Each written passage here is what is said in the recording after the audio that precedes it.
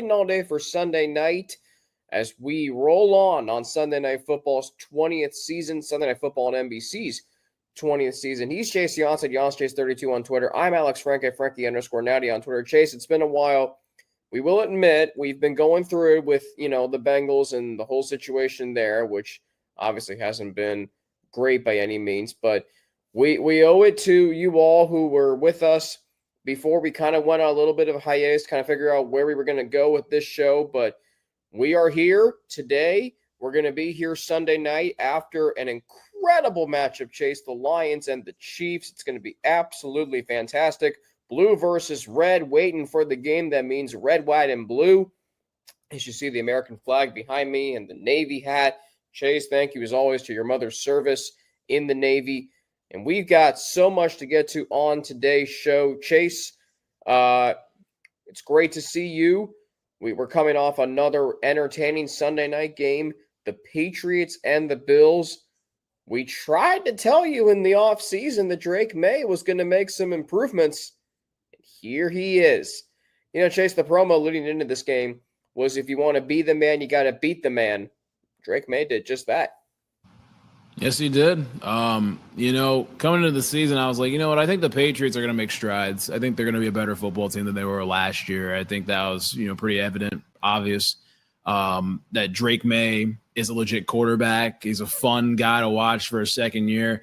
But he went from a fun quarterback to a legit quarterback. Wow, that was a hell of a performance last night with Drake May. Again, the stat sheet wasn't he threw for 303 touchdowns and everything else, but man, he made the plays when he needed to make the plays, and he made, some tough throws under duress.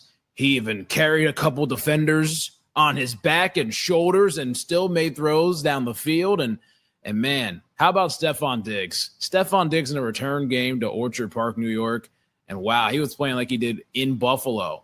Fantastic. Outstanding. And Drake May to Stefon Diggs connection is working alive and well right now. And the New England Patriots, they're legit. I think one thing that stands out to me last night, in addition to Drake May, and that throw to Diggs to start the game-winning drive for the Patriots, I mean, you got a 320-pound defensive lineman like literally grabbing at your legs, and you somehow make that throw. I mean, that takes some serious guts right there. But What stands out to me, Chase, is this. Was Mike Vrabel really the problem in Tennessee? No. Thank you. I don't know. By the way, he was scapegoated. It's easy. That's what it was. And the Titans organization is a mess. Although the Cardinals may have something to say about that. Anyway, what I saw last night was a team that looks like they have an identity with Drake May, quarterback, Mike Vrabel as head coach. You clearly see that he has the absolute respect of every player in that locker room. I mean, he greets every player at the locker room after every game. That's now 2 straight wins.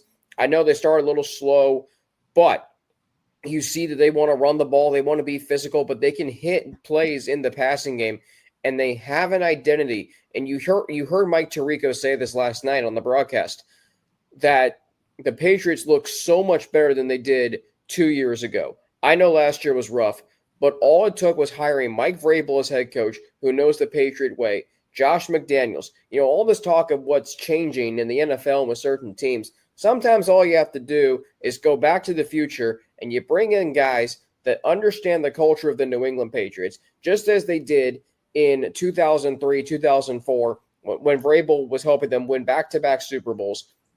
And now you look at Josh McDaniels in his not first, not second, but third stint as offensive coordinator, and he's got a quarterback in Drake May that looks every bit the part of a quarterback that could be a franchise guy. I'm not sure where he ranks in the quarterback hierarchy, but what I will say, Chase, is this. You can build something with Drake May. You can build something with a guy that can throw the football, that can be smart, that I've always believed in. It's just a matter of getting guys around him that believe in him, and the New England Patriots, to their credit, have done that. And how great was it to see Stefon Diggs go into his old stopping grounds in front of a whiteout, iced-out crowd in Buffalo? I mean, that felt personal, and he even said it. He wasn't holding back. We knew he wasn't going to hold back. Great game, sloppy game. I think the Bills I think this may serve them well, though. They're going to go into their bye after next week against. Do they have a bye next week? I think they For do. the Falcons Monday night game. Yeah, that's no. I mean, you want to talk about a game that an opponent that you get to bounce back against? Not the easiest of opponents either. But I think the Buffalo Bills, they're not. I mean, look, the undefeated talk was there, but now they can go focus on winning the big one. They're a good team. They're still fine. There's no panic about the Buffalo Bills. It says more about the New England Patriots than it does the Buffalo Bills. But the thing with Buffalo is it was interesting to see throughout this game that New England really baited Josh Allen to try to do everything. You know what? They were like, you know what? We'll take away the rest of your options. We'll play patient. Try it. We dare you. To go back on the New England note with bringing Mike Vrabel, Josh McDaniels, guys that know the Patriot way, for Mike Vrabel specifically, it's a guy that knows the Patriot way, but also went somewhere else and won on top of things. There were some guys that were under Bill Belichick that went out there, i.e. Josh McDaniels, who went out and became a head coach and did not win at all. Mike Vrabel is one of the examples of a guy under the Belichick coaching tree that knows the Patriot way in which Bill established. And I know Bill's doing whatever's going on at UNC, but Mike Vrabel went somewhere else, won football games, was scapegoated, went right back to where he came from in the National Football League, made a name for himself, and is making his name even bigger in larger size font. The Patriots are for real. They are for real, and I think the NFL is going to be better because of it. I mean, here's the thing. You look at, and I was thinking about this last night as it relates to the Bengals, but you look at the AFC, it's not as strong as it's been in previous seasons. Now, if the Chiefs get rolling, it could be. The Ravens stink. I mean, the Bengals have their own issues, but the Ravens, good Lord, we'll get to them in just a few minutes coming up. AFC North has its own issues, man, because it's been underwhelming by far. The Ravens wish they could rewind back to about midway through the fourth quarter, week one SNF, which I think we do too, because at least Joe Burrow had a good left big toe or whatever toe it is. Is it left for or right? One time? I mean, we really haven't even been on here enough to talk about any of that stuff, and you know we obviously had our conversations since the last time we've been on the show. So I mean we've talked about a lot of this stuff before, and it doesn't get any easier to mention. No, and I understand this too. And like I don't know if you've seen this. Did you see that Carolina Panthers podcast that said they were going to fold because they didn't want to keep taking time away from their wives and kids? And quite honestly, Jason, you and I have talked about this off air. I think I understand that. Because when the teams you cover and the teams you're a fan of, or both in our case, when they aren't good, it takes a toll on you mentally. It really does. I mean, I sent this to you last night. Alex Clancy, who hosts Locked On Cardinals and does a really good job, even he said that for the first time in 15 years of doing this, he was questioning if he loves working in sports media. This stuff matters, okay? I mean, this stuff absolutely matters, and I think this can maybe finally be the, Chase, what do we all say about sports? They unite people. Well, maybe this can be what shines a light on mental health and unite people on that, which has been long overdue in this country. So, I mean, it's nice to know that as Bengals fans, we're not alone, even though at times it felt like it. There's a lot of teams that are out there doing that type of stuff, but at the same time, there's a lot of people that put it out there publicly, and there's a lot of people that deal with it privately. More people deal with it privately than you go out there publicly saying it. So but we want you to know that you should not have to suffer in silence. I mean, I've been going through it. You've been going through it. I mean, I woke up this morning, Monday morning, 7:30, and I was downright out. I mean, I'm like, why am I doing this? And like there's words I can't say on this podcast, but like there's a feeling of going to bed on a Sunday night and then waking up. It's like, God, I just went through that again.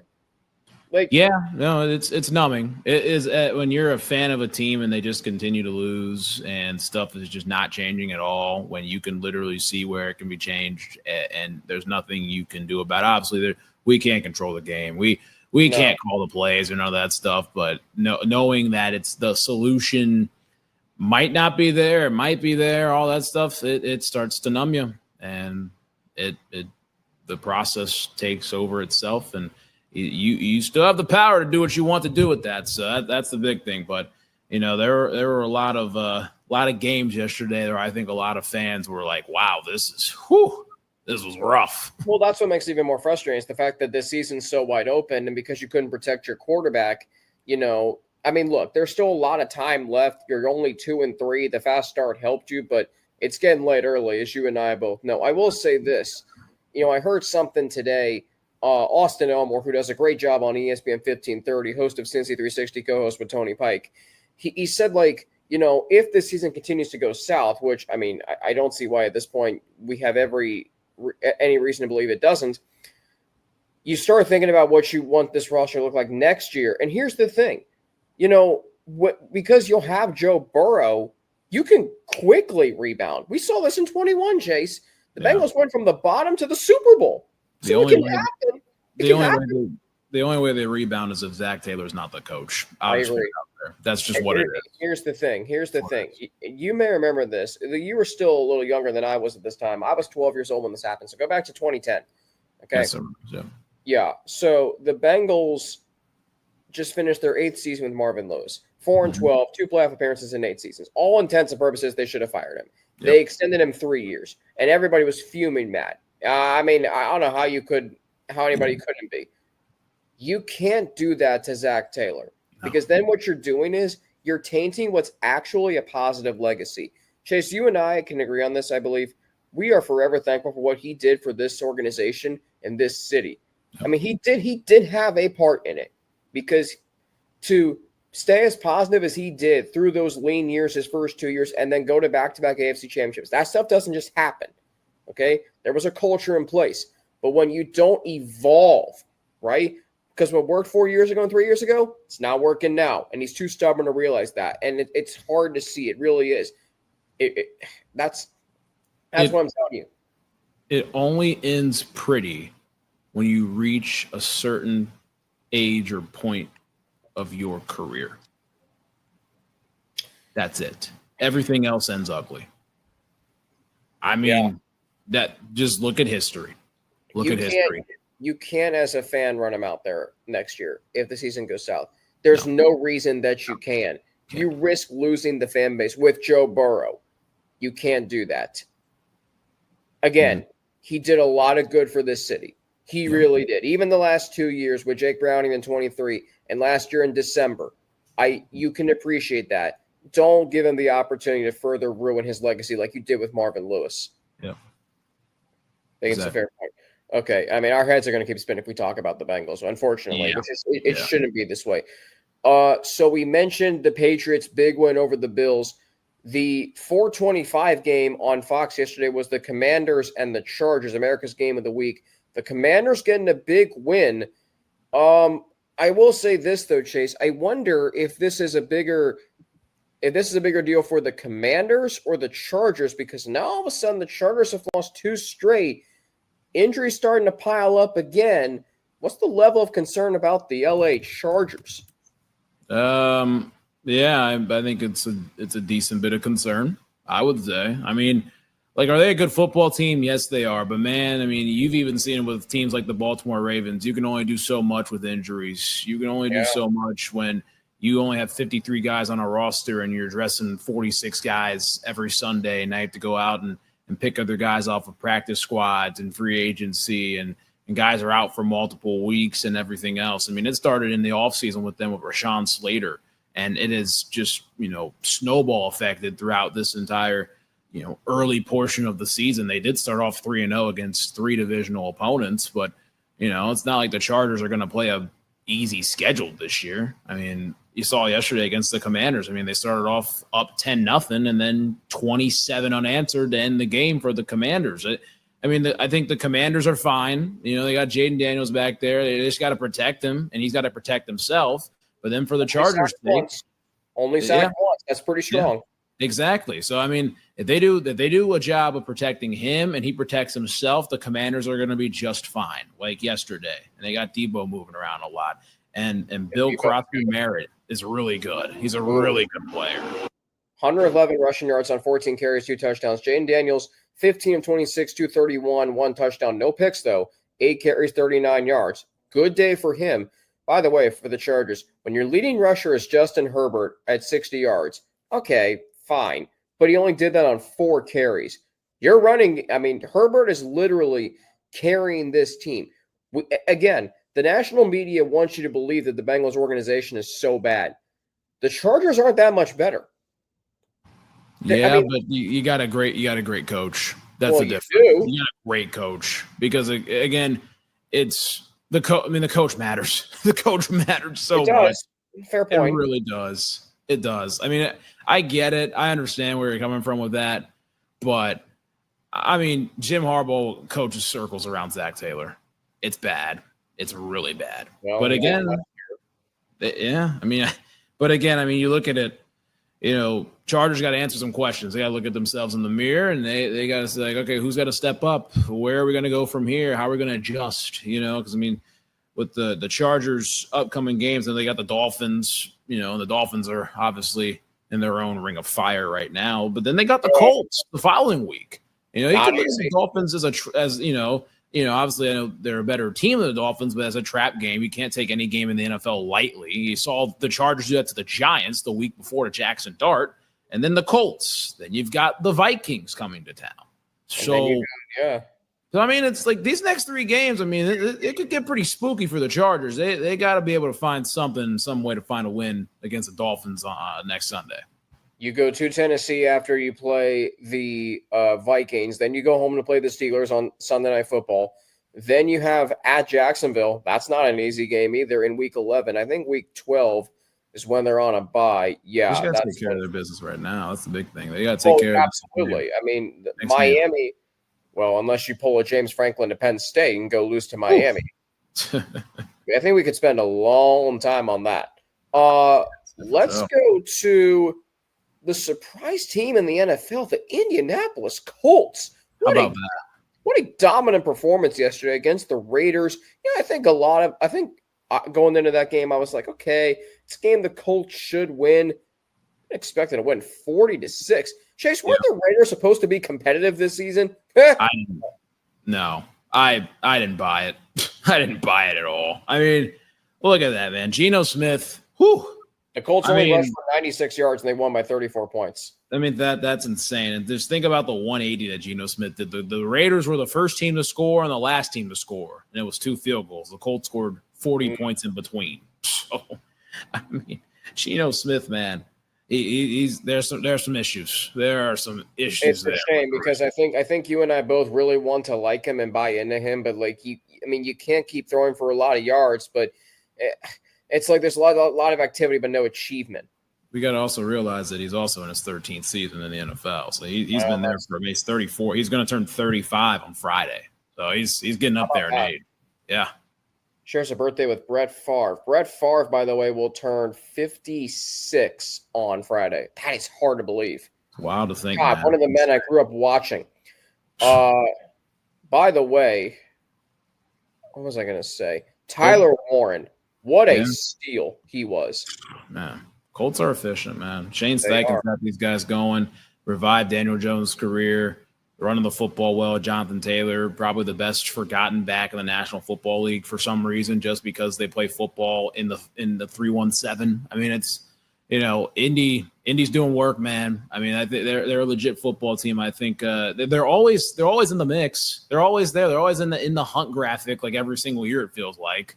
It's going to change this year, though, especially playing in that division, unless the Houston Texans don't look now. By the way, Chase, guess who the last team to start 0-3 and make the playoffs was? It was 2018 Texans. Now, are you going to give them credit for beating the Ravens as badly beat up? The Ravens injury report looked like a team schedule. That's how bad it was. Yeah. But are you going to give the Texans credit for doing what they did, or are you saying, well, that was because the Ravens had basically nobody playing? I'm going to give them credit because teams need a get-right game. And you see teams when they get a get-right game, that's why they call it a get-right game, because they're right on the rest of the way. They got a bye week, and then they go out west for a late kick against the Seahawks on Monday Night Football Week 7, and then they come back home against the Niners Week 8. That's going to be and then they put the Broncos Week 9 and the Jaguars Week 10. Their 4-game stretch is actually ridiculous. If the Texans can come out there and they're playing real strong football, that's a schedule where if somehow they're able to battle away and go 3-1, which they have out of those 4 games, 3 of them in a row are home games after Seattle. If they're able to go 3-1 in that stretch, that would put them at 5-4. That's wild card contention. That's wild card contention, but also at the same time, if the Colts lose a game or two, they're right there in the middle of November, and this can go down to the wire. And then they don't play the Colts until November 30th, Thanksgiving weekend. So then you're going to see stuff really heat up in Indianapolis. Might have to go to that game. Might have to go to that game, and maybe that game should be now. It's Bengals-Ravens. I mean, there should be – I was thinking about this today. There should be like odds on FanDuel or somewhere of what the quarterback matchup could look like on Thanksgiving night. Because right now, it could be very well Brett Ripien versus Cooper Rush. I mean, who would have thought that when the schedule release came out? This is why, Chase, go ahead. No, I think Lamar's going to be back, but at the same time, it's just bad. Bad. Oh, yeah, I mean, geez. By the way, this is why the NFL needs to adopt a college football scheduling model. I mean, you can release your games – and you can go the first 4 weeks where you can't flex games. I'm okay with that. But from week 5 on, only release because college football does this. They go Thanksgiving. They go their marquee games. The NFL should do Thanksgiving, Christmas. That's it. Now you can say who you're playing, just not when and where. Can you imagine?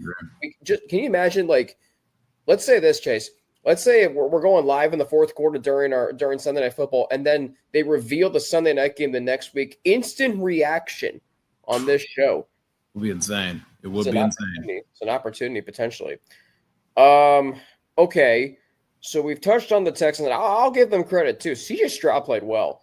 And here's the thing. In an AFC that is much weaker than it's been in previous years, the Texans far from out of it. Their defense, by the way, really good, as J.J. Watt alluded to during the game yesterday. The Texans are on a bye this week. The Colts get the Cardinals. Yeah, I picked the Cardinals in my survivor pool this week. I think a lot of people did. Oh my God, curse, man. I mean, I don't even know what else to say about that. Have we forgotten to cross the goal line before dropping the football? Like, is it style points? Because it's no points. You have to cross the goal line with the football. How about that, guys? I mean, it clearly states it in the rule book. Okay. It's one thing if you cough up a 15-point lead against, let's say, the Niners or the Rams. Chase, who were the Cardinals playing yesterday? The worst record team in football at the moment, tied for the worst record, the Titans. The Tennessee Titans. Do you recall what Cam Ward said after their game last week when they lost to Houston 26-0? I ain't gonna lie. We ass. You let that team come back against you? Shoot. Okay. I don't even care. I don't even feel bad for them because they've lost 3 straight games on game-winning field goals. Last week I did because they played their tails off against the Niners and Seahawks. We'll agree on that. Yeah. Okay. You cannot have what happened yesterday. You can only defend for so long. That's all. You can only defend a team for so long. You know. Lou Anarumo's probably telling his defense right now, tee off every play. And I don't think you have to chase Kyler Murray around too much. Kyler Murray is probably going to roll off the couch of the hotel room playing video games and then show up to the stadium, and he won't be ready to run around and chasing all those tacklers. Don't know when Call of Duty drops or whatever the next one is this week. I have no idea. He should be focused on his actual Call of Duty. Yeah, so horrible loss for the Cardinals. All right, we need something positive. You know what? Us Broncos truthers. How about that?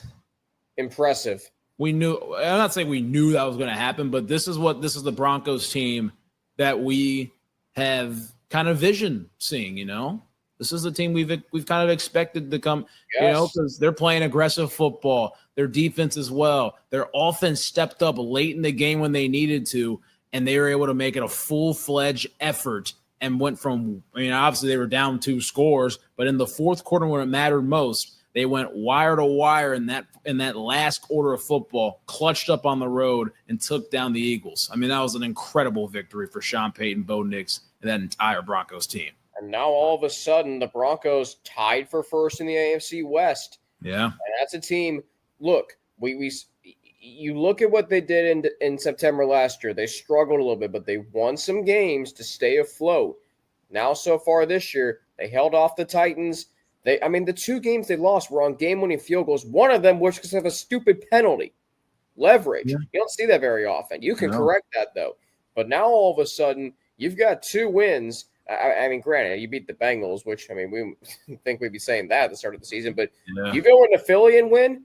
This is the kind of win. Now, all of a sudden, you go to London to face the winless Jets. Then you've got the Giants at home. The Broncos should be 5-2 when they face Dallas in week 8. All of a sudden, I think a lot of us were kind of concerned about the Broncos. They're finishing games, though. They're finishing games. Yeah, they're fine. They're good. They run the football well enough. Bo Nix will come along as the season goes on. Sean Payton's going to put him in a great situation, put that offense in a great situation, and that defense is still legit. So they're going to be in most games, is all I'll put it. Vance Joseph, their defensive coordinator, doing a terrific job. Joe Lombardi, their offensive coordinator, doing a terrific job. Are you concerned about the Eagles? No, I'm not. I think I'm not either.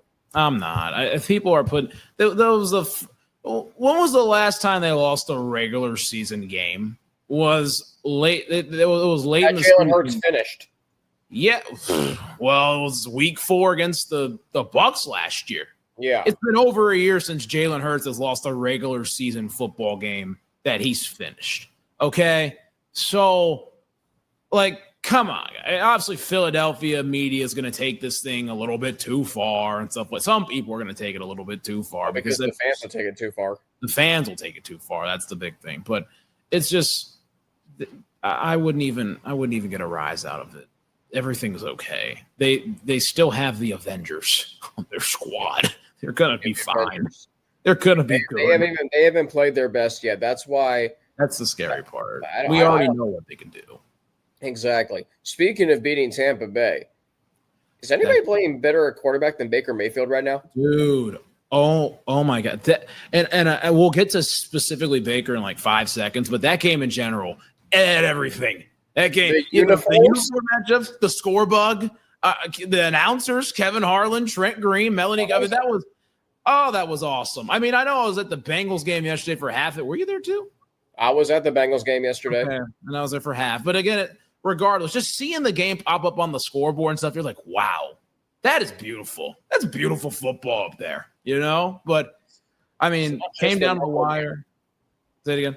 It's not just the number of yards they threw. The fact that Baker Mayfield and Sam Darnold, who were the number 1 and number 3 overall picks in the 2018 NFL draft, they were a combined 57 of 67 passing yesterday.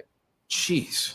Accuracy. Oh, it's a miracle what happens when these quarterbacks get in functional organizations. Isn't that insane? Isn't that wild? The ball hit the ground 9 times yesterday. There was a pick. I get that.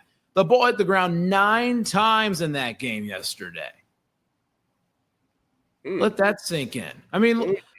Dude, Baker Mayfield's playing out of his mind right now, okay? And it's not just a this year thing. Ever since he's gotten to Tampa, he's embraced Tampa, but Tampa's really embraced him. There were people who wanted Kyle Trask to start. I know, how wild, but wow. What Baker Mayfield's been able to do, it's been incredible. He is just that's. I've seen some tweets this is what Johnny Football was supposed to be, but no, man. Baker Mayfield was way better in college than Johnny Manziel ever was. I agree. Johnny was a great story. It was a great act. Okay, Johnny was great in college. Don't get me wrong, but Baker Mayfield, man, that he had the intangibles to be an NFL quarterback from the jump. All right, and we're finally seeing what you reap and sow and everything else. That's a 4-1 Bucs right now, and that is a dangerous football team down in Tampa. How about that Battle of Red next week in Tampa Bay? San Francisco and Tampa Bay. Oh, my God. Can't wait. I know we play at 425 too, but man, I'm gonna be watching that game as well. I have it on the side. I mean, it could be Mac Jones versus Baker Mayfield reclamation projects this season. That's how wacky this season has been, to say the least. You know what else this game proved yesterday was how elite Ohio State is at developing wide receiver talent. I mean, talk about just in that game. Literally, that's what it was. JSN was awesome. Emeka Ibuka's breaking NFL records for players in their first 5 games, and it's probably going to break a record for a player in his first 6 games. I mean, just keep continuing. It's been awesome. You can pen in Emeka Ibuka for Offensive Rookie of the Year. I'm very comfortable saying that. Oh, 100%.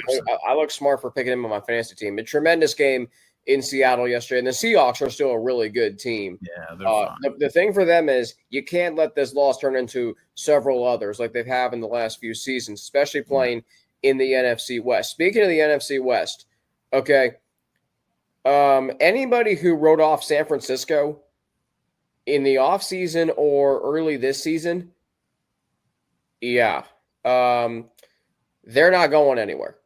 And the funny thing is that was probably one of their, I'd say, top 3 toughest games of the season. And they handled it with Mac Jones on the road on a short week.